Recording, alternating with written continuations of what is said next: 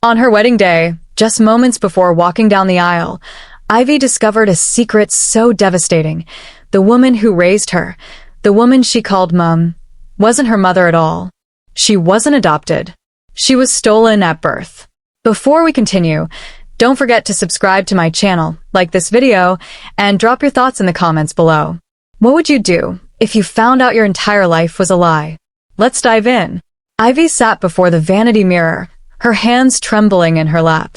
Her wedding dress clung to her like a dream, delicate lace hugging her shoulders, the veil waiting to be pinned. She stared at her reflection, trying to slow her heartbeat. "Breathe, sweetheart," Margaret said softly behind her, placing a gentle hand on Ivy's shoulder. "You look perfect." Ivy smiled, swallowing the lump in her throat. "I feel like I'm going to pass out." "You won't," Margaret chuckled, smoothing down the veil.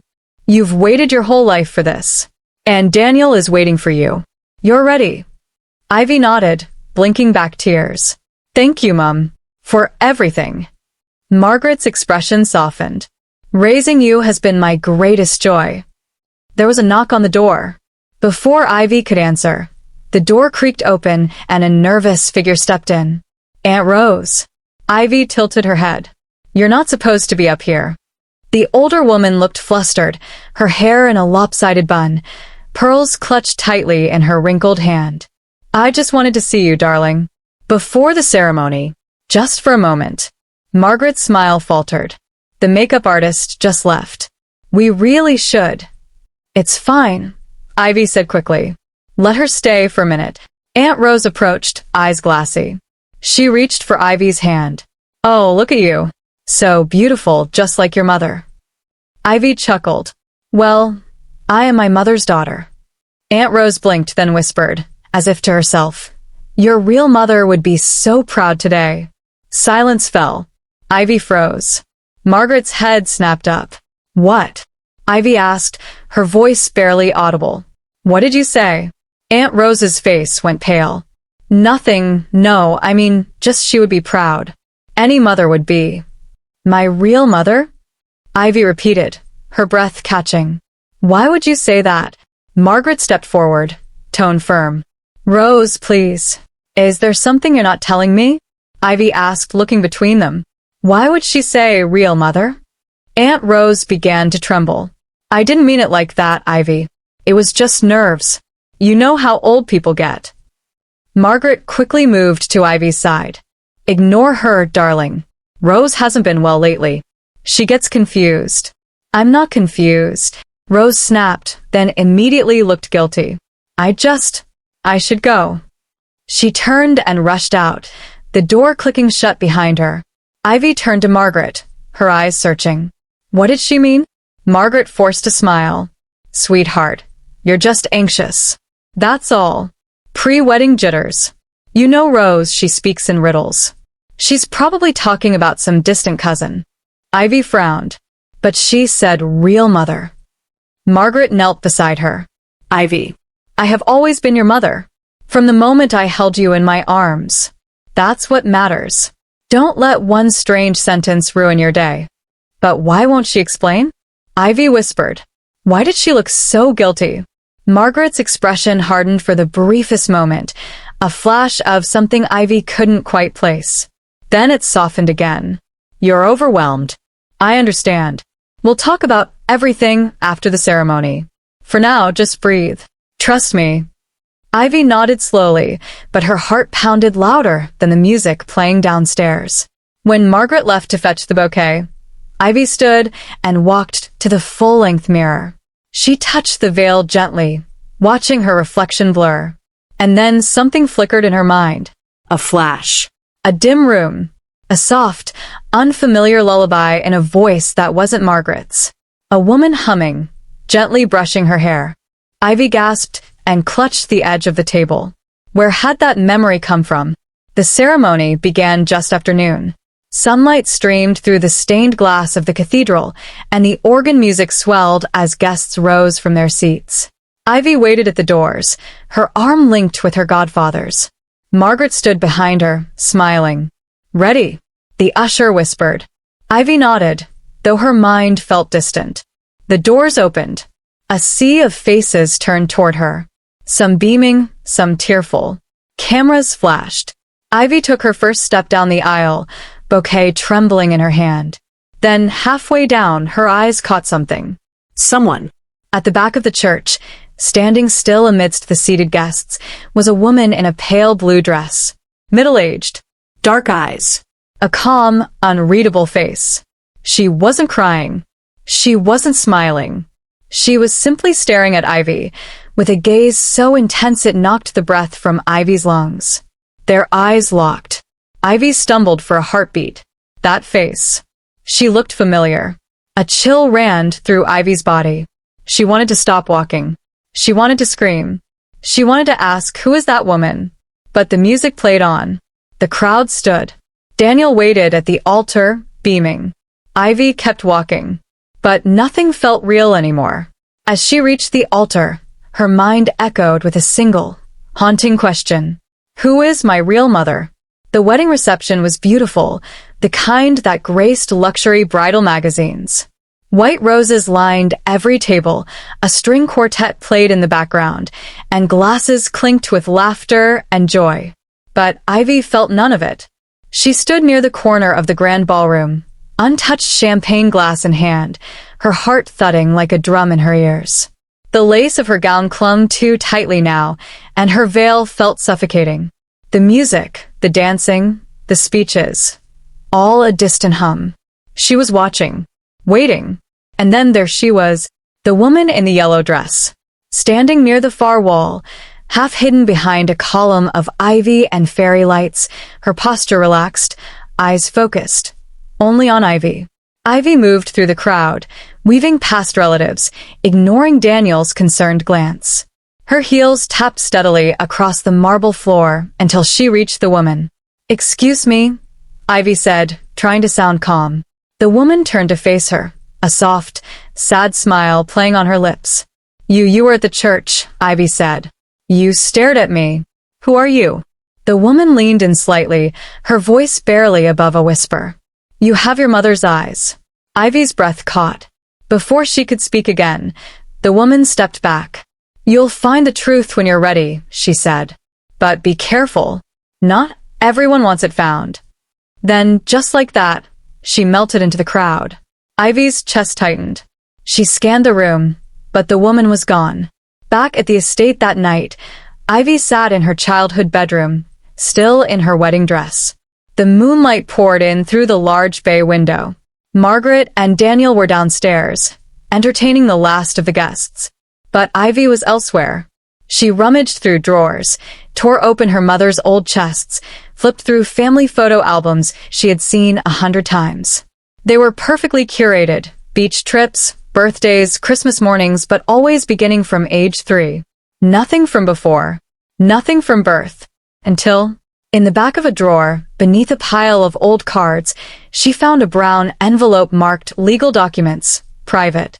Her fingers trembled as she pulled out the contents. No birth certificate. No official adoption records. No legal guardianship.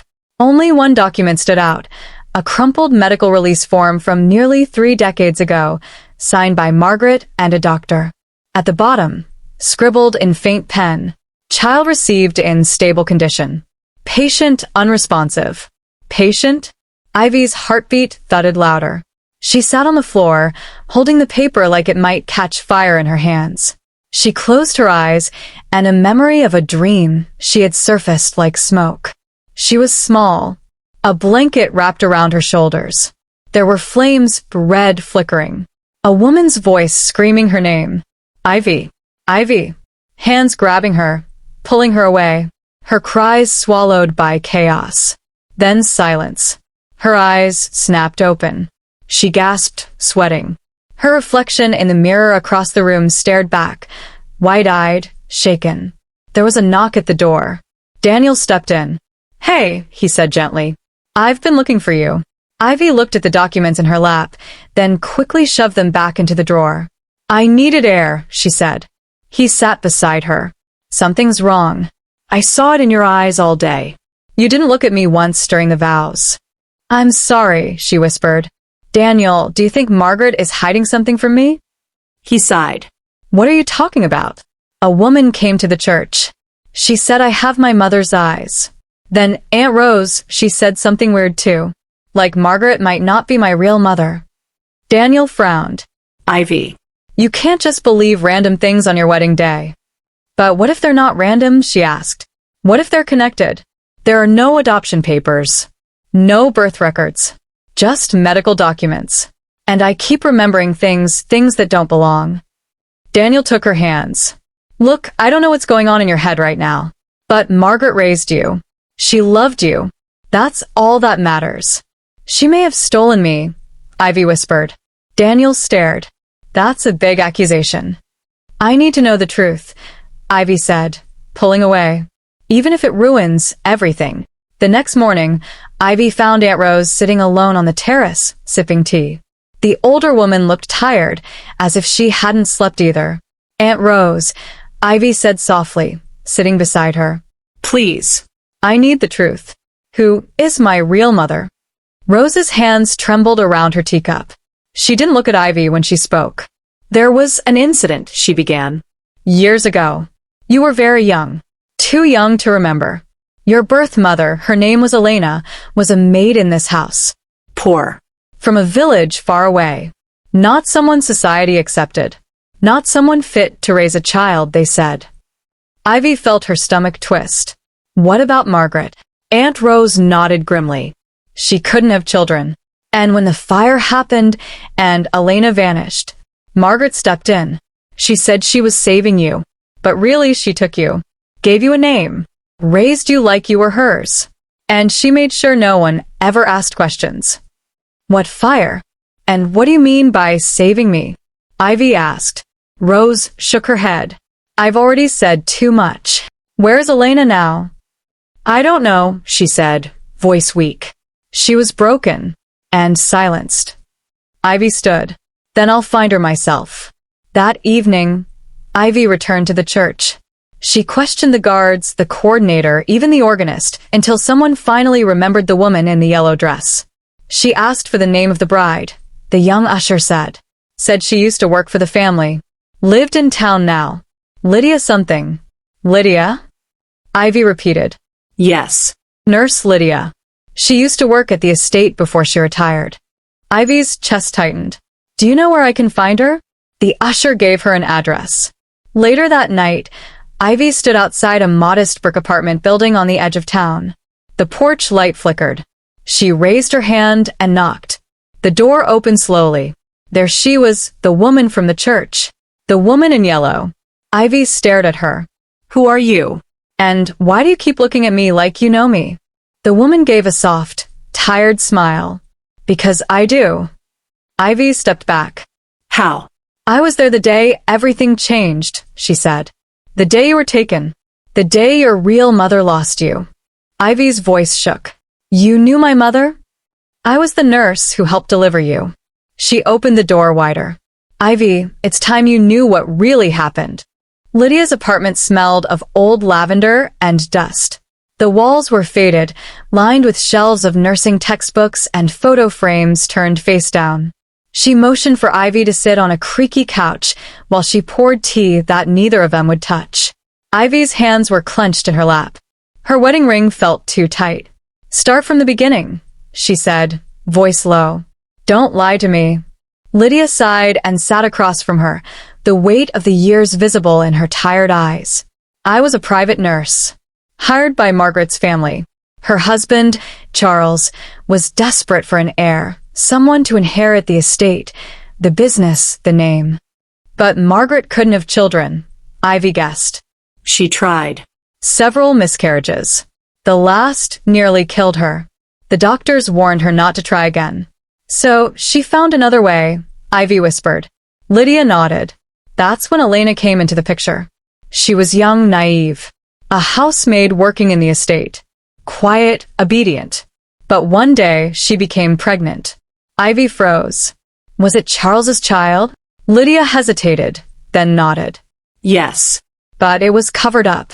No one spoke of it. Elena was sent away to the servants' quarters. Margaret arranged everything from there. I don't understand. Elena could have kept the baby.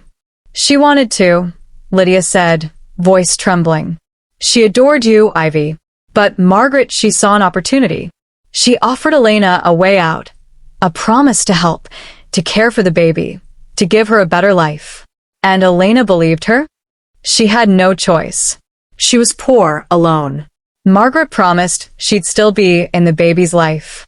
And then, Ivy asked, afraid of the answer. Lydia looked away. The day you were born, Margaret was there. Elena was sedated after delivery. When she woke up, she was told you didn't survive. A stillbirth. Ivy felt her entire body go cold. She thought I was dead? Yes, Lydia whispered. Margaret paid the doctor, paid the staff, made sure the records vanished. She registered you under her name, raised you as hers. Ivy's voice cracked. All this time, she let my mother grieve a death that never happened? Lydia's eyes welled with tears. She wanted you, desperately. But it was wrong. I knew it was wrong. I tried to speak out, but Margaret had power. She ruined people who crossed her. I was dismissed weeks later. And Elena? Ivy asked. Destroyed, Lydia said. She was never the same. No one believed her when she said her child was alive.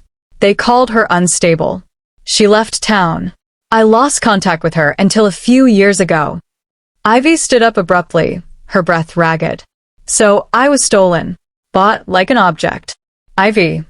She let me grow up in luxury while the woman who gave birth to me cried herself to sleep thinking I was in the ground. Lydia stood too. I know this is hard, but I wanted you to know the truth. You deserved it. That night, Ivy returned to the mansion, not as the daughter of the house, but as a storm waiting to break. She found Margaret in the sitting room, reading a book by the fireplace. She looked up and smiled, but her smile faltered when she saw Ivy's face. We need to talk, Ivy said, shutting the door behind her. Margaret slowly closed her book. Of course. Sit down. No. I want you to stand. I want you to look me in the eyes when I ask you this. Margaret stood, composed but guarded. Did you steal me from Elena?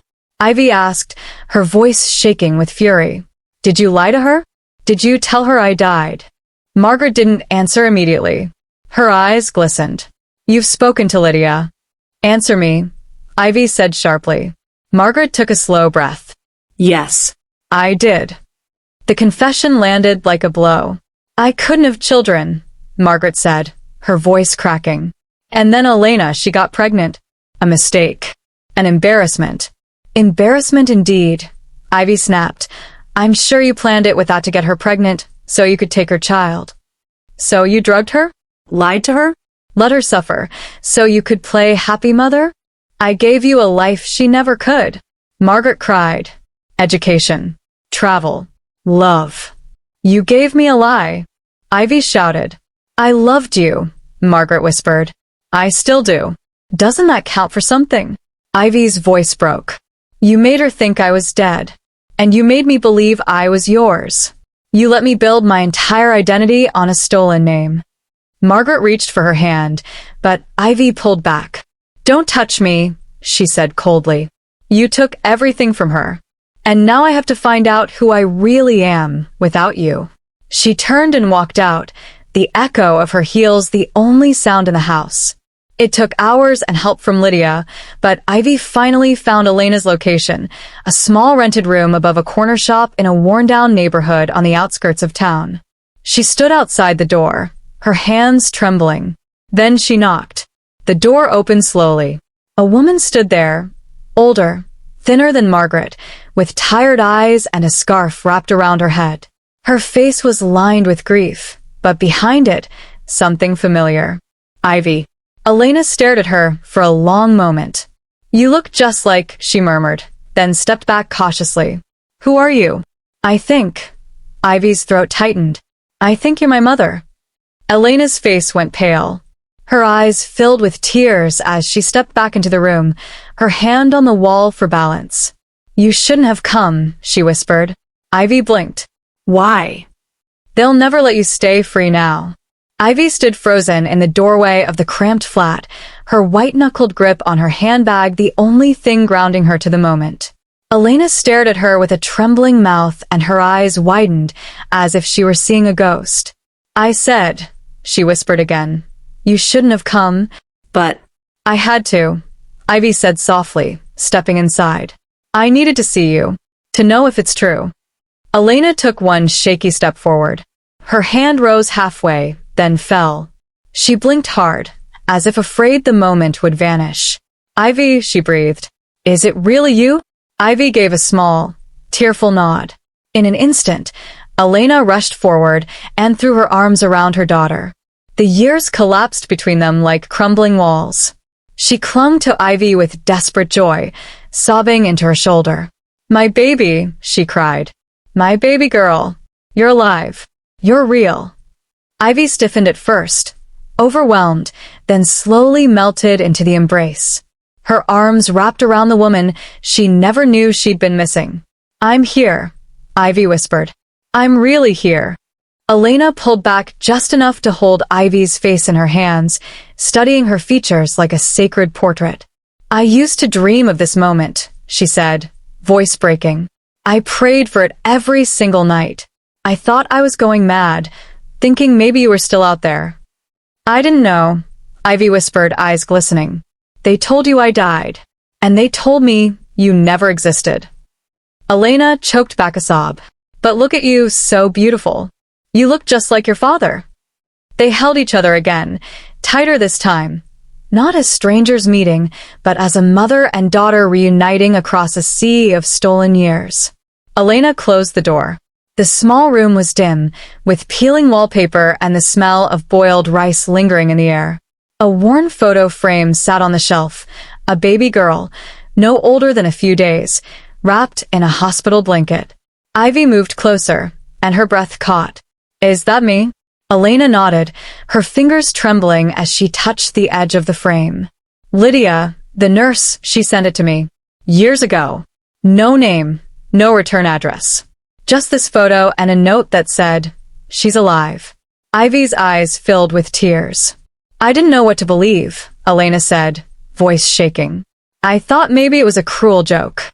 But I held on to it, because in my heart, I knew." Ivy's heart twisted. "You thought I was dead."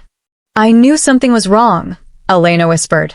"The day you were born, they sedated me, told me there were complications. When I woke up, they said you didn't make it. I begged to see you. They said no." Ivy sank into the nearest chair. "And all this time, I was living in a mansion with people who stole me.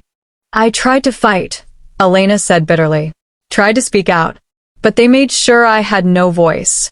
I lost everything." Her voice broke. "They erased me from your life. And you were all I ever had." Silence filled the room. Ivy looked down at her hands. "I'm not even sure who I am anymore." Elena walked over, kneeling in front of her. Her fingers hesitated before brushing Ivy's cheek. "You are still my daughter. That has never changed." Ivy leaned into her touch. For the first time in her life, it felt complete. "But why did you say they wouldn't let me stay free?" Ivy asked. Elena's gaze darkened. "Margaret." Charles. "The name you carry, they don't lose. Ever. They'll twist the story, smear my name again. Maybe even say I'm trying to extort you. They'll find a way to make you doubt me. Again." Ivy stood slowly, her voice resolute. No. "Not this time. I'm not going back to live a lie." The next morning, Ivy returned to the estate not as a daughter, but as a woman demanding truth. Margaret was waiting in the grand sitting room, calm, composed, like nothing had unraveled. "I see you found her," she said without turning around. "I did." Margaret turned now, a look of both fear and pride behind her sharp eyes. "And what now? Are you going to hate me for the rest of your life? You lied. You stole me. You let her suffer. I'm allowed to hate you." Margaret stood. "I raised you. I bathed you, taught you how to tie your shoes, held you through heartbreaks. You are my world.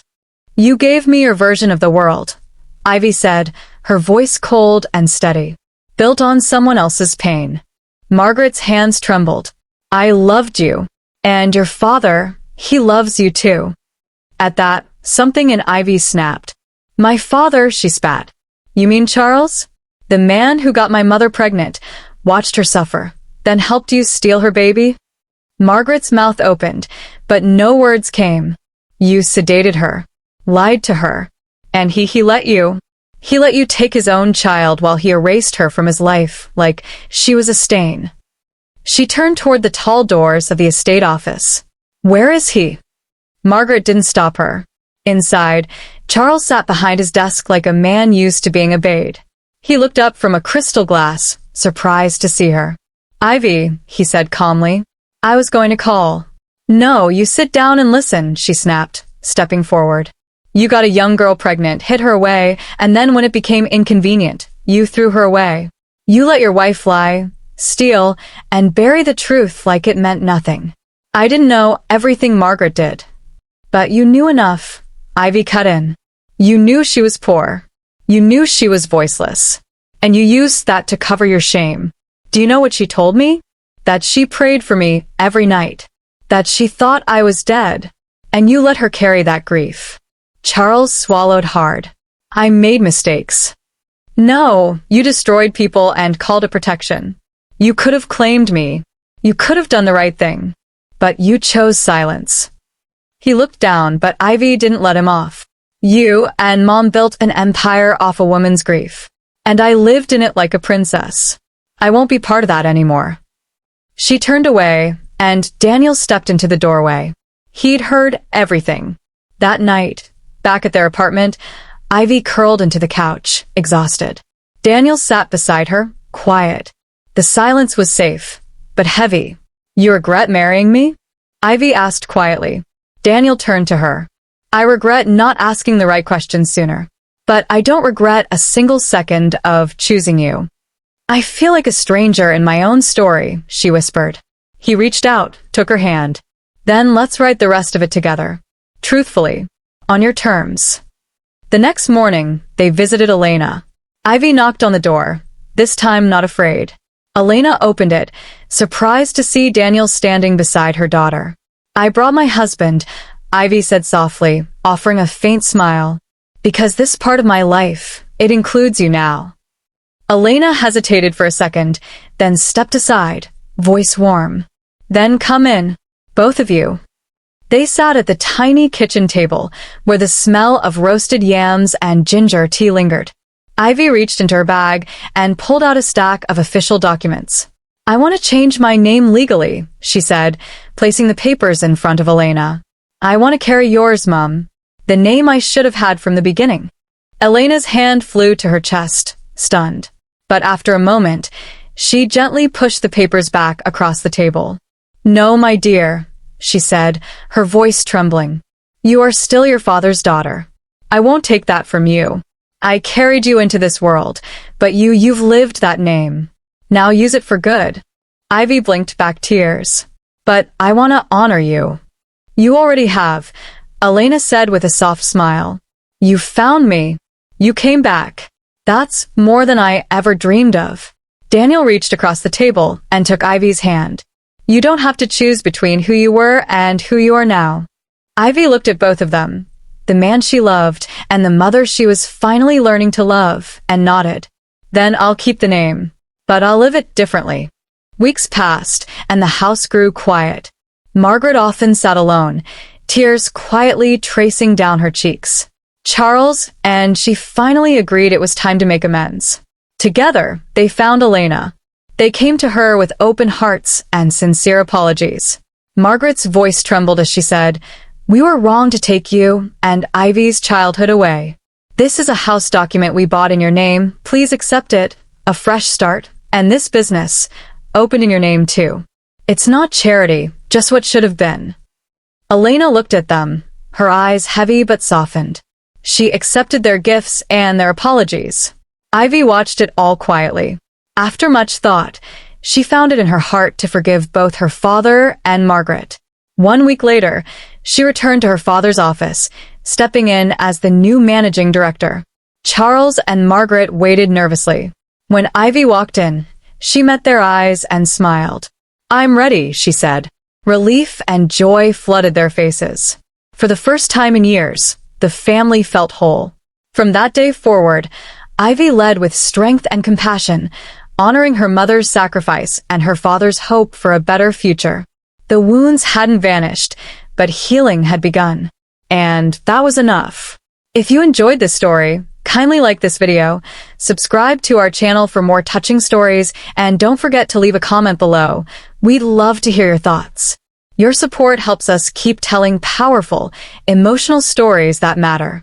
Thanks for watching, and see you in the next one.